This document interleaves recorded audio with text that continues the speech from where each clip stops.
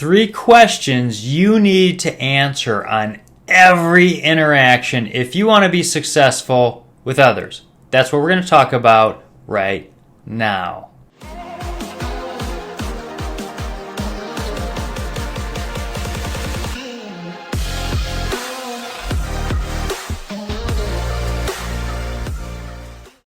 So there's 3 questions that basically help us win with people or lose with people. That's right, 3 questions. And now they've been around since the dawn of time.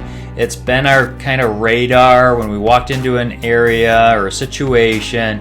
And really those 3 questions have kept us alive, basically.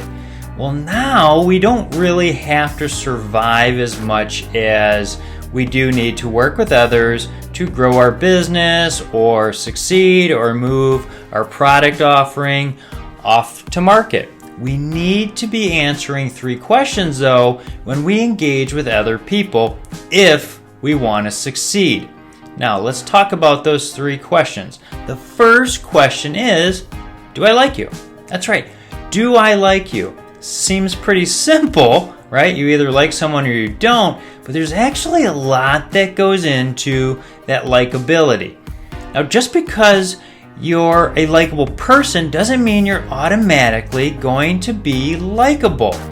The area that you show up in, the colors you wear, scents, your dialect, all those things can actually go and grenade likability. That's right. There's a lot of aspects that go into likability that we're probably missing if we're really taking a hard look at ourselves. So likability has to depend on the other person, their interests and how they're looking. Even their attitude coming into our meeting can also grenade likability. So we need to be cognizant of where we're showing up. We definitely don't want to be in a loud subway or something where there's a lot of explosions going on and having discussion, because people's anxieties are going to kind of go up and they're going to associate that with us. I know it sounds like there's a whole lot that goes into it, and that's because there is. So we need to pay attention to how we're showing up and the environment when we're meeting with people. The second question that we need to answer is, do I trust you? That's right. Trust. Kind of like likability, where we have to know the environment we're showing up in, how we show up. We have to make sure we're answering that question when we interact with somebody else. And that means that we have to sit there and talk to those people and have kind of a heart of serving people, especially if you're in leadership. You are not there to dictate and tell people what to do. You're there to serve. That's right. We need to be serving those people on how we lead. That doesn't mean we constantly wash our feet and do all their chores and all that stuff, but we serve them in a leadership capacity of how we're leading. There's a whole dichotomy on that, like entree leadership, that would help you go a little further in that. And so the trust aspect, like I've talked about in my trust equation, and there's videos on that on my channel here. There's 4 variables in the trust. And if we don't answer and make sure we're hitting all 4 of those variables correctly, we're going to grenade trust. And we're not going anywhere with anybody without trust.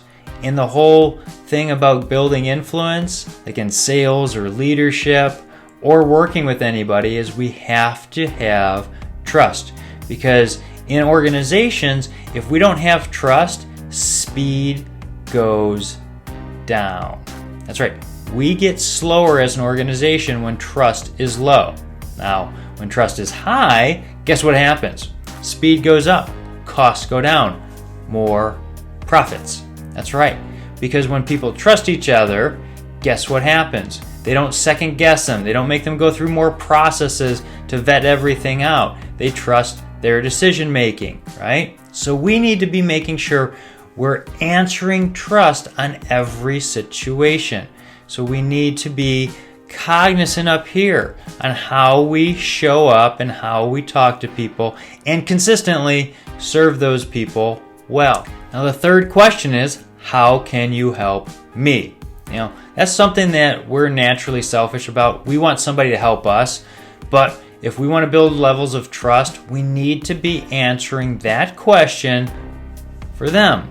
That's right. We need to make sure that we're answering that question if we're wanting to grow any kind of influence with people. Because if we don't, we're not going anywhere with them. We need to be helping them. How can we help them in their situation? How can we offer some guidance? How can we point them in the right direction? How can we give them the right kind of tools? How can we help them in their situation? And I like to think of it as, how can we help them be the hero of their story? That's right. How can they be the hero of their story? That is crucial. And so when I teach people in sales, that's like after the sale happens, how do you make them successful 90 days after the sale? Because if we can't do that, guess what's going to happen? They're going to leave. They're going to think of us as commodity. We didn't help them. We didn't serve them.